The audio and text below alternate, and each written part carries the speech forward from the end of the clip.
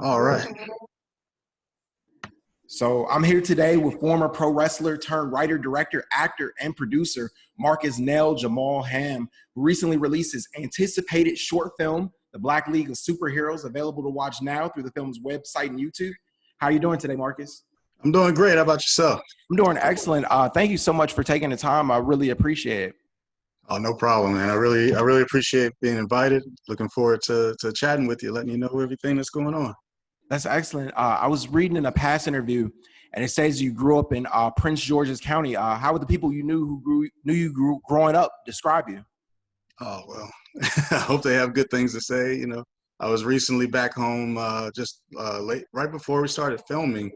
Ran into some old friends, got a lot of big compliments. I've been told, but people I was very close to that it's been inspirational to them to see, what I'm doing out here in Los Angeles, and that's definitely a huge aspect of why I keep going. It's great to know that people who believed in me, who knew me, see what I'm doing right now, and it helps them to just aspire and are motivated to do more.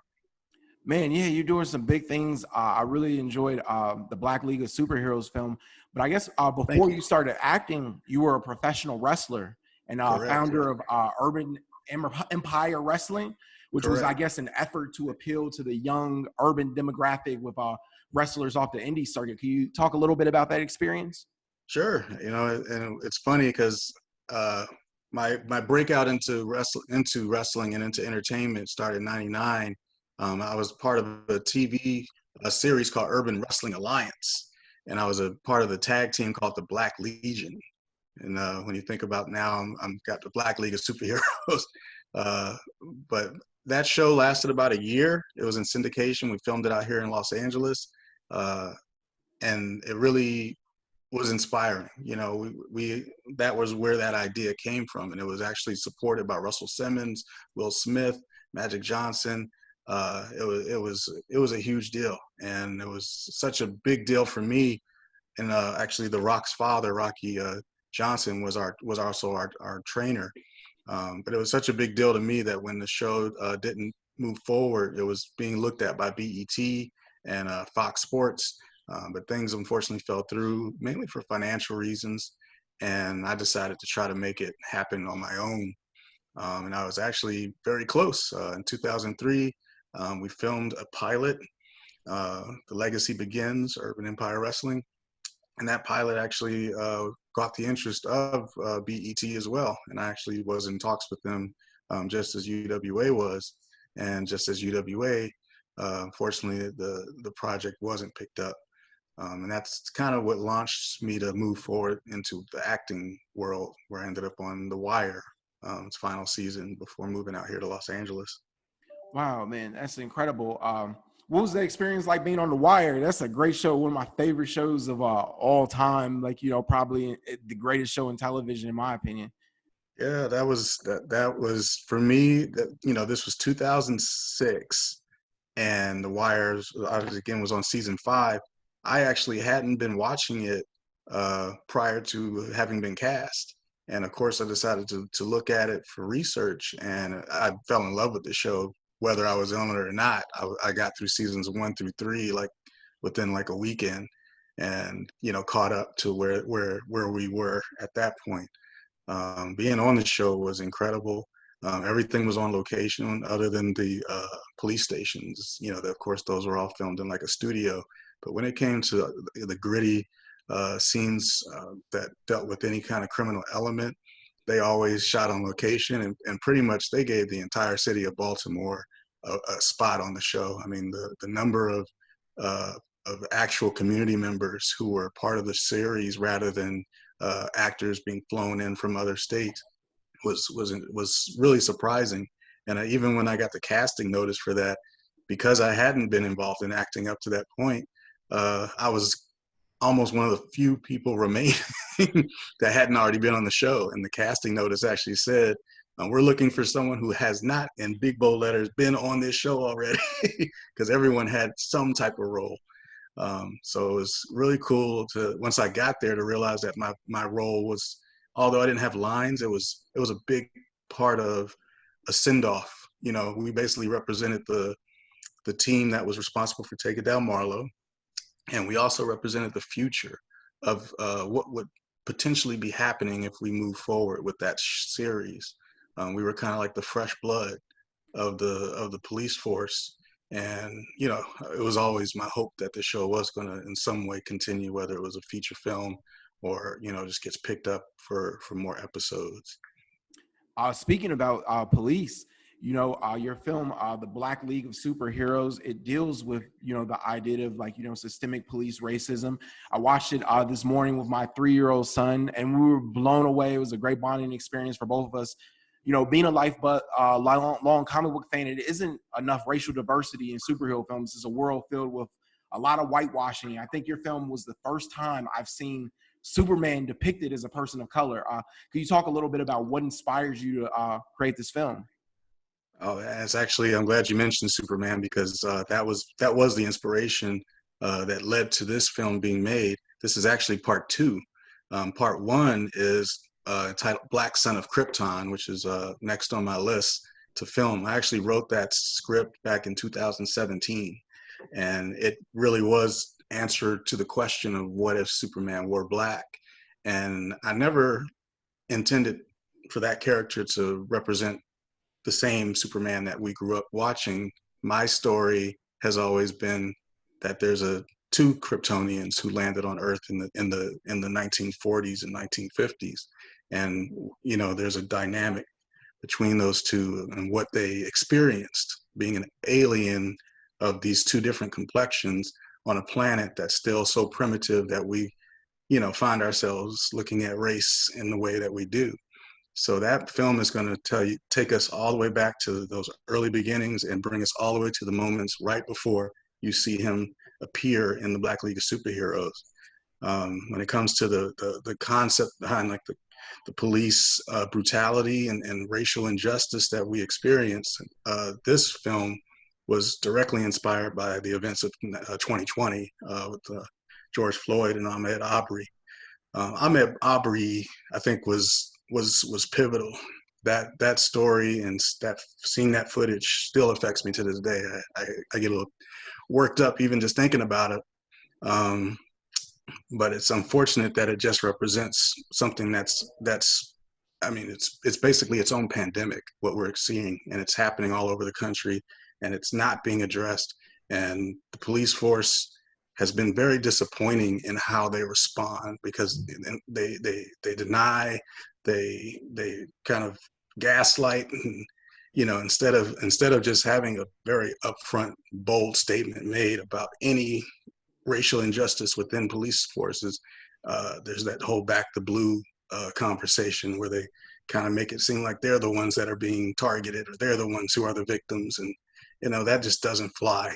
And this concept of having superheroes being brought into into the fold and actually you know inspiring, you know you mentioned that you watch with your son, it's for the kids. It's even you know I'm sorry for the swearing in the film, but you know these characters Spawn, Blade, you know we all know that those guys are rough around the edges in their depictions. But I wanted people to almost believe that these superheroes have their back in these situations, and you know again just inspire us to think that we're not victims, that we do have support. And also I wanted to do this film to draw in people who would normally not even want to approach this discussion. It was almost a bait and switch in a way. It was almost like, hey, got some fun cartoon characters for you. Oh, by the way, there's a message. And I hope that you receive it. I hope that you can take the story as one where there's no dispute. You know, there's no question of who, you know, what did this really happen? You have a superhero who's a human lie detector.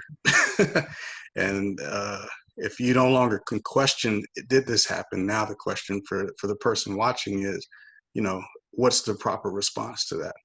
Do you consider it to have been racially motivated, and do you believe that these officers were in the wrong? And if you do, you know what's the solution? And that's what this movie is about, seeking answers to questions that we've yet to find solutions for. Definitely, and I recommend anybody to check it out. I see you have a new film coming out. It's called Heaven's Revenge. I guess it's based on the short film of the same name. I watched Correct. that as well and stuff and everything. Like, great work. You're doing so much. Can you tell me a little bit about when the feature film for that will be out, and any other upcoming projects? Yes. So Heaven's Revenge, honestly, it was the short film. I'm glad you got to watch it. I'm glad you enjoyed it. That was truly a labor of love for my friend Lenice Adams, the co-star and executive producer. She's from The Bachelor season one. She's basically like when we both started our careers together. She was actually my girlfriend on the TV show that Urban Wrestling Alliance. We started careers together and always have just had a deep respect for one another. She wrote that script, and basically the story to me had much more to tell. And I did write a treatment and share with her what would happen if I didn't die at the end. And it's okay to give that away since I get shot at the very beginning of the movie. But in this feature version, that question is what we answer, and it takes us on a roller coaster like you'll never see. It definitely has that misery, fatal attraction element to it. So I think it's been a good little while before we've had a really good thriller like this. So I think timing wise, we're hoping to release it by end of summer, early fall. Definitely, we want it to be released sometime this year. So I'm excited for when that is ready. We should have a trailer ready to drop very soon. Uh, Aside from that, like I mentioned, Black Son of Krypton, that's on my radar as well. Script is prepared. I'm actually have a Indiegogo campaign right now. So if you look up Black Son of Krypton on Indiegogo, please contribute. Everyone who does contribute becomes a part of the film. I'm giving producer credits and a lot of other goodies, including T-shirts or even possibility of being involved in the actual film. Uh, Marcus, I know you're out in LA. The pandemic has obviously been going on, so a lot of people think it's nearing the end. Do you feel like to share that same sentiment out there? I do. LA has been, as far as case numbers and I think just general sense of security. I think we're at a point right now where you look a year ago from today, we're definitely getting back to normal on so many different levels. Uh, I feel like that's not just media spin. I really do think that we are in a better place now. I've been very blessed to not have, had it anyone in my, uh, immediate family, including myself, be directly impacted. But I'm also blessed to know that, there's very few stories I'm hearing of anyone getting sick these days.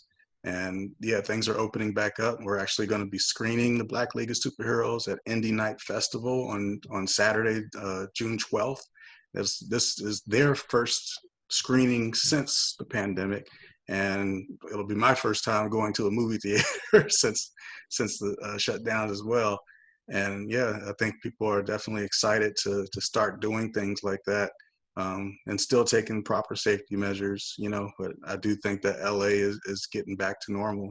And I believe the key date is June 15th that they've been announcing that, a lot of this restrictions are going to be lifted entirely.